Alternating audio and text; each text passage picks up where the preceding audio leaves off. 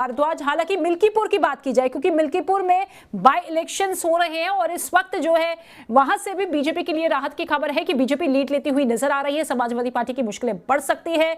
मिल्कीपुर विधानसभा के by election पर यह जो लड़ाई है, ये साख की लड़ाई इस बार भारतीय जनता पार्टी के लिए थी, क्योंकि आपने देखा 2024 के लोकसभा चुनाव में कैसे अयोध्या सीट जो है बीजेपी के हाथ से खिसक गई थी। समाजवादी पार्टी के अवधेश प्रसाद ने वहां से जीत हासिल की थी और उसी के बाद जब वो सांसद बने तो भारतीय जनता पार्टी के लिए लगातार ये सवाल उठ रहे थे कि उसी साल जनवरी में जब राम मंदिर का उद्घाटन हुआ और उसी 2 महीने बाद जब ये इलेक्शंस हुए तो उसमें भारतीय जनता पार्टी ने ये सीट लूज कर दी। तो बहुत बड़ा डेंट जो है बीजेपी के लिए बताया जा रहा था और वो कहीं ना कहीं एक रोष था पार्टी के अंदर कि किसी भी तरीके से उसका बदला लिया जाए। और मिल्कीपुर विधानसभा के जो बाई इलेक्शंस हुए उसमें भारतीय जनता पार्टी ने पूरी ताकत झोंक दी। योगी आदित्यनाथ से लेकर तमाम दिग्गज नेता सांसद वहां पर चुनाव प्रचार करते हुए नजर आए और अभी फिलहाल मिल्कीपुर में जो है बीजेपी लीड लेती हुई नजर आ रही है। हालांकि अवधेश प्रसाद जो कि मिल्कीपुर से ही विधायक रहे, लेकिन लोकसभा का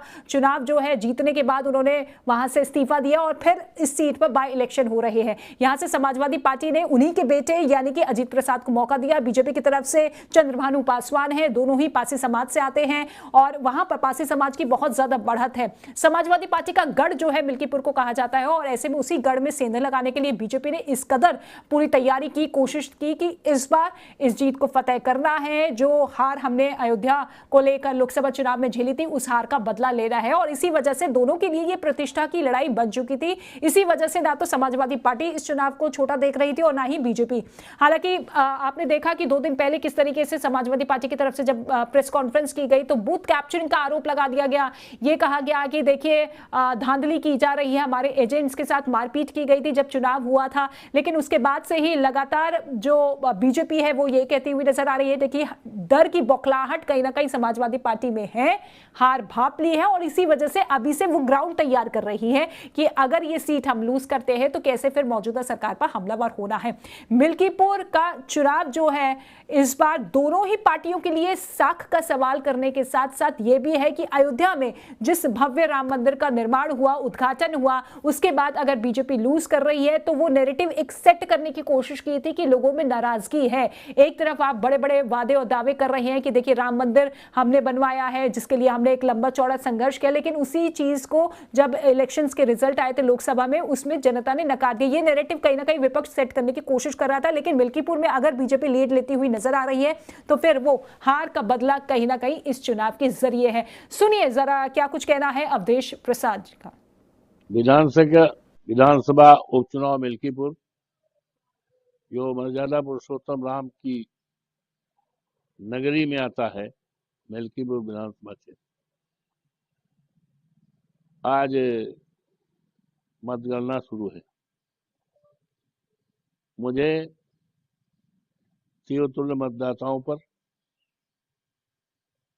प्रभु श्री राम की कृपा पर, हनुमान जी की कृपा पर, माँ सरयू माई की कृपा पर और हमारे नेता माननीय अखिलेश यादव जी की कृपा पर यकीन और विश्वास के साथ मैं कह सकता हूं और कह रहा हूं कि भारतीय जनता पार्टी ने यूं तो बेईमानी का पूरा रिकॉर्ड तोड़ दिया गया।